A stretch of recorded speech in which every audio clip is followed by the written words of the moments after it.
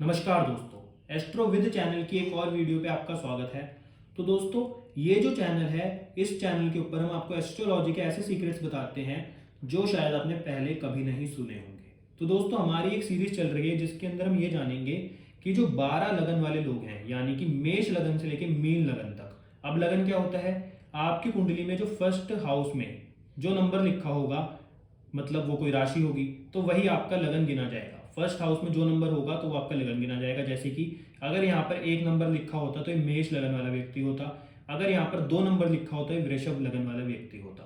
तो दोस्तों, इस सीरीज में हम ये बात करेंगे कि अपने जीवन में व्यक्ति चाहे कुछ भी हासिल करना चाहे, चाहे उसको अपने जीवन में पैसा चाहिए, चाहे वो अपने जीवन में ज्ञान को अर्जित करना चाहता है, या फिर उसके घर में कोई कलेश है उसको खत्म करना चाहता है, शादी नहीं हो रही है और उसकी समस्या को दूर करना चाहता है, मतलब आपकी लाइफ के अंदर जितने भी एस्पेक्ट होते हैं, जो भी आप अपने जीवन में करना चाहते हैं, आप बिना किसी बड़े उपाय के उसको कैसे प्राप्त करेंगे, ये बिल्कुल अलग प्रकार की आपको एस्ट्रोलॉजी में हम बताएंगे। और दोस्तों, ये बहुत ही लॉजिकल चीज़ है और अगर आप इसको करोगे तो आप इसके इफेक्ट भी देखोगे, क्योंकि हम दोस्तों 8 साल से इस चीज़ के ऊपर रिसर्च कर रहे हैं और हमें ये पता लगा है कि ये अपने आप में बहुत ज़्यादा इफेक्टिव वे है किसी भी हाउस को एक्टिव करने का। तो दोस्तों, अब तक हम मेष लगन और वृषभ लगन, इन दोनों लगनों के ऊपर चर्चा कर चुके हैं। आज हम करेंगे मिथुन लगन, यानी कि फर्स्ट हाउस में 3 नंबर जिस व्यक्ति के लिखा होगा वो व्यक्ति मिथुन लगन का होगा। दोस्तों, आपको कुंडली के अंदर कोई भी ग्रह नहीं देखना, आपको सिर्फ ये देखना है कि आपकी कुंडली में फर्स्ट हाउस में कौन सा नंबर लिखा है। तो आज हम बात करेंगे जिस व्यक्ति की कुंडली में फर्स्ट हाउस में 3 नंबर लिखा होगा अपने जीवन में कैसे हर चीज को पाएगा। तो दोस्तों, जो हमारा लॉजिकल चीज है वो ये है कि आपकी कुंडली के अंदर जितनी राशियां हैं, जैसे राशि मतलब 3 number, 4 number, 5 number, 6 number, 7 number, 8 number, मतलब जितनी भी राशियां हैं वो राशि किसी ना किसी स्थान से रिलेट करती हैं, यानी कि किसी ना किसी प्लेसेस से रिलेट करती हैं। तो आपकी कुंडली के अंदर जो भी हाउस आप एक्टिवेट करना चाहते हो, अगर आप उस स्थान पर जाते हो तो आपका वो हाउस एक्टिवेट हो जाएगा। यानी कि जो भी राशि लिखी है उससे रिलेटेड किसी भी स्थान पर आप जाते हो तो आपका वो हाउस बहुत ही इजीली दोस्तों एक्टिव हो जाएगा और उस हाउस से रिलेटेड जो भी आपको समस्या आ रही होंगी वो दूर हो जाएगी। क्योंकि दोस्तों, हमारी कुंडली के अंदर 12 हाउसेज होते हैं और ये हमारे जीवन के हर एस्पेक्ट को दर्शाते हैं। तो दोस्तों, आप जो भी हाउस मतलब अपना एक्टिवेट करना चाहो उससे रिलेटेड स्थान पर आप जाओ और आप पाओगे कि आपको कितना अच्छा रिजल्ट मिलता है। तो बिना किसी देरी के दोस्तों शुरू करते हैं। मिथुन लगन वाले व्यक्ति कैसे होते हैं? सबसे पहले, ये ऐसे लोग होते हैं जो बहुत ही जल्दी किसी भी माहौल में घुल मिल जाते हैं, बहुत अच्छे बिजनेसमैन होते हैं। साथ ही साथ ऐसे लोग कभी कभार देखा गया है कि अपने फायदे के लिए वो नहीं सोचते और दूसरों के फायदे के लिए ज्यादा सोचते हैं। बस दोस्तों, यहाँ पर आपको एक बात याद रखनी है कि हम यहाँ पर सिर्फ लगन की बात कर रहे हैं कि यहाँ पर अगर 3 नंबर लिखा है तो व्यक्ति कैसा होगा, परंतु यहाँ पर अगर कोई और ग्रह बैठा होगा या फिर किसी ग्रह की दृष्टि होगी तो ये फलादेश बदल जाएगा। परंतु जो हम आपको उपाय बताने जा रहे हैं उसमें आपको कोई भी ग्रह नहीं देखना, आपको सिर्फ देखना है कि आपकी कुंडली 3 नंबर से स्टार्ट होनी चाहिए। तो दोस्तों, अब बात करेंगे कि ऐसा व्यक्ति अगर अपने फर्स्ट हाउस को एक्टिवेट करना चाहे जो कि सेल्फ का होता है, अगर उसके जीवन के अंदर कॉन्फिडेंस नहीं है या फिर वो अपने आप से कनेक्टेड रहना चाहता है परंतु रह नहीं पाता, तो उसको अपने कुंडली के अंदर फर्स्ट हाउस यानी कि 3 नंबर जो कि मिथुन राशि होती है उससे रिलेटेड स्थान पर जाना पड़ेगा। और वो स्थान है या तो किसी म्यूजिक कॉन्सर्ट में या फिर किसी एंटरटेनमेंट के स्थान पर, या फिर दोस्तों वो ये भी नहीं कर सकता तो उसको हर हफ्ते एक मूवी जरूर देख कर आनी चाहिए सिनेमा हॉल में। तो उससे उसका फर्स्ट हाउस एक्टिवेट हो जाएगा और वो अपने आप से कनेक्ट होना शुरू हो जाएगा। अब दोस्तों, फर्स्ट हाउस के बाद आता है सेकंड हाउस। ये होता है धन, हमारे परिवार का और हमारे कुटुंब का। तो दोस्तों, इसको अगर आप एक्टिवेट करना चाहते हो, क्योंकि दोस्तों इसको हर कोई एक्टिवेट करना चाहता है, धन का भाव है, तो आपको किस तरह के स्थान पर जाना चाहिए? तो दोस्तों, आप जा सकते हो वाटरी प्लेसेस पे, जहां पर आपको नदियां दिखे, जहां पर आपको पानी दिखे, या फिर किसी ऐसे स्थान पर जहां पर आपको रिवर्स या फिर जहां पर मोती निकलते हो, किसी ऐसी नदी के किनारे जहां पर मोती निकलते हो, यहाँ पल्स निकलते हो, तो उसका ये हाउस एक्टिवेट हो जाएगा और उसके जीवन के अंदर उसको धन मिलना शुरू हो जाएगा। और दोस्तों, बहुत ही ज्यादा इफेक्टिव रेमेडी आपको मैं पहले ही बता दूं। अब दोस्तों, दूसरे हाउस के बाद आता है तीसरा हाउस, जहां पर आपको 5 नंबर सिंह राशि दिख रही है। ये हाउस होता है हमारे पराक्रम का, और हम अपने जीवन के अंदर जो मेहनत करते हैं उसका हमें कितना फल मिलेगा वो हमारा ये थर्ड हाउस बताता है। और ये दोस्तों छोटे भाई बहनों का भी होता है, इसलिए बहुत ज्यादा इंपॉर्टेंट होता है। तो ऐसा व्यक्ति जो अपने थर्ड हाउस को एक्टिवेट करना चाहता है उसको जाना चाहिए केमिकल लैब्स।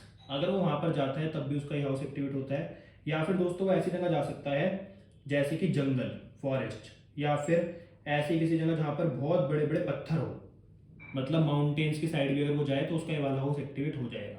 परंतु दोस्तों यहाँ पर माउंटेन नहीं बताया गया, यहाँ पर बताया गया है जहाँ पर बड़े बड़े रॉक्स हों, किसी ऐसी जगह पर जहाँ बड़े बड़े पत्थर रखे जाते हों, तो उसका ये वाला थर्ड हाउस एक्टिवेट हो जाएगा। अब दोस्तों इसके बाद बात करेंगे फोर्थ हाउस की। ये जो फोर्थ हाउस होता है ये होता है हमारी मदर का, ये होता है हम अपनी लाइफ के अंदर कितने हाउसेज लेंगे, तो ये अपने आप में बहुत इंपॉर्टेंट है।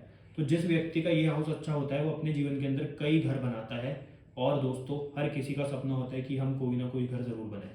तो दोस्तों अगर आप अपने फोर्थ हाउस को एक्टिवेट करना चाहते हो तो आपको यहाँ पर जो राशि लिखी है 6 नंबर यानी कि कन्या राशि, इससे रिलेटेड स्थानों पर जाना पड़ेगा। और इससे रिलेटेड स्थान है किसी आर्ट्स या फिर साइंस के म्यूजियम। मतलब अगर व्यक्ति साइंस म्यूजियम हर हफ्ते एक बार चला जाए तो उसका ये वाला हाउस बहुत ईजीली एक्टिव हो जाएगा और उसके जीवन के अंदर उसको सफलता मिलनी शुरू हो जाएगी, उसके घर लेने का सपना भी पूरा हो सकता है। तो दोस्तों ये बहुत ही अच्छा हाउस है, इसको आपको ज़रूर एक्टिवेट करना चाहिए। अब दोस्तों इसके बाद आता है फोर्थ हाउस के बाद आता है फिफ्थ हाउस। ये होता है एजुकेशन का। कोई ऐसा व्यक्ति जो हीलिंग से रिलेटेड प्रोफेशन हो जिसका, उसके लिए ये बहुत अच्छा हाउस है। या फिर कोई ऐसा व्यक्ति जिसकी संतान से रिलेटेड कोई समस्या आ रही हो, उसकी संतान ना हो रही हो, या फिर मिसकैरेजेस की समस्या हो, तो उसको ये वाले हाउस को ज़रूर ठीक करना चाहिए। तो उसको कैसे एक्टिवेट करोगे आप? तो उसको एक्टिवेट करने के लिए 7 नंबर यानी कि तुला राशि से रिलेटेड आपको स्थानों पर जाना पड़ेगा, जो कि है या तो आप किसी रेसिंग सेंटर जाओ जहाँ पर कार और बाइक्स की रेस होती है, तब भी हाउस एक्टिव हो जाएगा। या फिर आपको किसी गैम्बलिंग हाउस जाना पड़ेगा यानी कि जहाँ पर जुआ खेला जाता हो। पर एक बात का ध्यान रखना, आपको जुआ नहीं खेलना, नहीं तो ये हाउस आपको और परेशान ही करेगा। आपको सिर्फ गैम्बलिंग हाउस जाना है, वहाँ के एनवायरनमेंट में थोड़ी देर बैठना है और फिर अपने घर वापस आ जाना है, तो आपका ये वाला हाउस एक्टिवेट हो जाएगा। पर इस बात को याद रख लो दोस्तों, अगर आप जुआ खेलने लग जाओगे तो आपका जीवन बर्बाद हो जाएगा। तो इसलिए जुआ बिल्कुल भी नहीं खेलना। तो इससे अच्छा आप किसी रेसिंग सेंटर ही चले जाओ, तब भी ये हाउस एक्टिव हो जाएगा। उसके बाद दोस्तों फिफ्थ हाउस के बाद आता है सिक्स्थ हाउस। अब ये जो हाउस होता है ये होता है हमारे जीवन में रोग, रिपू और ऋण यानी कि डिसीजेज, हमारी हेल्थ से रिलेटेड प्रॉब्लम्स, या फिर हमारे छुपे हुए शत्रुओं का, या अपने जीवन के अंदर हम कितना कर्जा लेंगे। तो दोस्तों इस हाउस को एक्टिव बहुत सोच समझ के आपको करना है। जब आपके जीवन के अंदर बहुत ज़्यादा कर्जा हो गया हो, या फिर बहुत ज़्यादा हेल्थ से रिलेटेड इश्यूज आ रहे हो, या फिर कोर्ट कचहरी से रिलेटेड भी समस्या आ रही हो, तब आप इस हाउस को थोड़े टाइम के लिए ही एक्टिव करें। तो आपको इसको कैसे एक्टिव करना है, आपको जाना है 8 नंबर यानी कि स्कॉर्पियो राशि से रिलेटेड स्थानों पर, जो कि दोस्तों होते हैं या तो वाइन यार्ड्स। दूसरा दोस्तों आप ऐसी जगह जा सकते हो जहाँ पर आपको स्नेक्स मिले, मतलब कोई ऐसा स्थान जहाँ पर स्नेक्स को पाला जाता हो या फिर रेप्टाइल्स को पाला जाता हो। या दोस्तों आप ऐसी जगह जा सकते हो जैसे कि किसी किचन, किसी रेस्टोरेंट में आप खाना खाने जाओ तो उसके किचन में एक चक्कर लगाया हो। आपको ये चीज़ें सुनने में थोड़ी अलग लग रही होंगी, परंतु दोस्तों ये पूरी इफेक्टिव है और पूरी शास्त्रों से रिलेट करती हैं। ये हमने अपने आप से नहीं बनाई, ये शास्त्रों में ही लिखा है, इसलिए हम आपको बता रहे हैं। तो आप 8 नंबर राशि पे अगर जाओगे तो आपके जीवन के अंदर ये समस्याएं खत्म हो जाएंगी। उसके बाद दोस्तों सेवन्थ हाउस पे अगर हम आए तो सेवन्थ हाउस जो होता है किसका होता है, ये होता है हमारे जीवन में हम जो रोज पैसा कमाते हैं और खर्च करते हैं उसका, हमारी मैरिड लाइफ कैसी रहेगी, या हमारी शादी होगी कि नहीं होगी और कब तक होगी, ये हमारा सेवन्थ हाउस ही हमें बताता है। साथ ही साथ पार्टनरशिप जो लोग करते हैं उनके लिए भी सेवन्थ हाउस बहुत इंपॉर्टेंट है, क्योंकि पार्टनर का ही हाउस है। पार्टनर चाहे हमारी मैरिज से रिलेटेड हो या फिर हमारे बिजनेस से, पार्टनर पार्टनर होता है। तो इसलिए आपका सेवन्थ हाउस बहुत अच्छा होना जरूरी है। तो दोस्तों सेवन्थ हाउस को अगर आपको एक्टिवेट करना है तो आप कहाँ जा सकते हो, आप ऐसी जगह जा सकते हो जहाँ पर मिलिट्री रहती हो या फिर जहाँ पर मिलिट्री के हथियार बनाए जाते हो। आप अगर वहाँ पर जाते हो तो आपका सेवन्थ हाउस एक्टिवेट हो जाएगा। सेवन्थ हाउस के बाद बात करेंगे दोस्तों हम एट्थ हाउस की। अब ये जो एट्थ हाउस है दोस्तों, इसको आपको एक्टिवेट करना ही नहीं चाहिए जब तक आप पूरी कुंडली का एनालिसिस ना कर लो। मतलब अगर आप कॉमन व्यक्ति हो जिसको कुंडली से रिलेटेड कोई नॉलेज ना हो तो उसको अपना एट्थ हाउस एक्टिवेट नहीं करना चाहिए, क्योंकि ये आपको ऐसी पीड़ा दे सकता है जो कि इतनी जल्दी से आपको छोड़ नहीं सकती। मतलब ऐसा कोई दर्द जो कि बहुत ही ज़्यादा डीप होगा। तो इसलिए आपको इसको एक्टिवेट बहुत ही ज़्यादा कुंडली को एनालिसिस करने के बाद करना चाहिए, क्योंकि ये हाउस बहुत अच्छा होता है, परंतु इसके लिए पूरी कुंडली को एनालाइज करना ज़रूरी है, क्योंकि किन्हीं चीज़ों के लिए अच्छा होता है ये आपको शायद ना पता हो। तो दोस्तों इसको अगर आपको एक्टिवेट करना है, कुंडली आपको एनालाइज करनी आती है अच्छी तरह से और आप इसको एक्टिवेट करना चाहते हो, तो आपको 10th नंबर से रिलेटेड राशि के स्थानों पर जाना पड़ेगा, जो कि है किसी जंगल में या फिर किसी फॉरेस्ट में, और आप किसी लेक्स या फिर रिवर्स के किनारे भी जा सकते हो, तब भी आपका ये हाउस एक्टिवेट हो जाएगा। परंतु आपको मैं फिर कह रहा हूँ, अगर आपको कुंडली से रिलेटेड कोई नॉलेज नहीं है और आपको नहीं पता कि ये हाउस किस चीज़ का होता है, तो आप इसको एक्टिवेट ना करो तो बहुत बढ़िया रहेगा। अब दोस्तों 8th हाउस के बाद आता है 9th हाउस। अब ये जो 9th हाउस है ये होता है हमारे धर्म का, हमारे कर्म का, साथ ही साथ दोस्तों ये कभी कभी किसी किसी एस्ट्रोलॉजी में इसको हमारे पिता का भी घर गिना जाता है।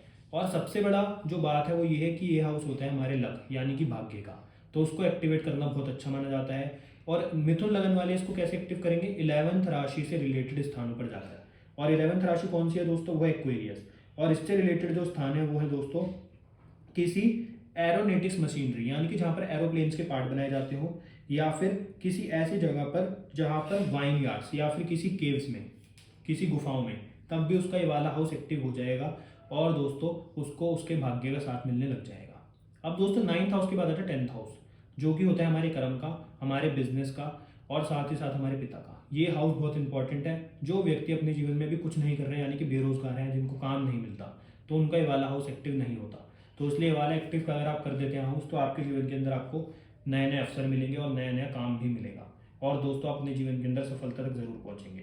तो इसको एक्टिव करने के लिए आप कहाँ जाओगे, सबसे पहले आप जाओगे जहाँ पर मछलियाँ होती हैं, उस स्थानों पर अगर जाओगे तो सबसे जल्दी एक्टिव होगा। दूसरा, आप जा सकते हो किसी होली प्लेसेस पे या फिर किसी होली श्राइन्स यानी कि किन्हीं महापुरुषों की समाधियों पर। अगर आप वहाँ पर जाते हो तब भी आपका ये वाला 10th हाउस एक्टिव होता है और आपके जीवन के अंदर आपको नए नए बिजनेसेस, अपॉर्चुनिटीज और कैश की समस्याएं दूर होती हैं। अब दोस्तों 10th हाउस के बाद आता है 11th हाउस, यहाँ पर लिखी है मेष राशि।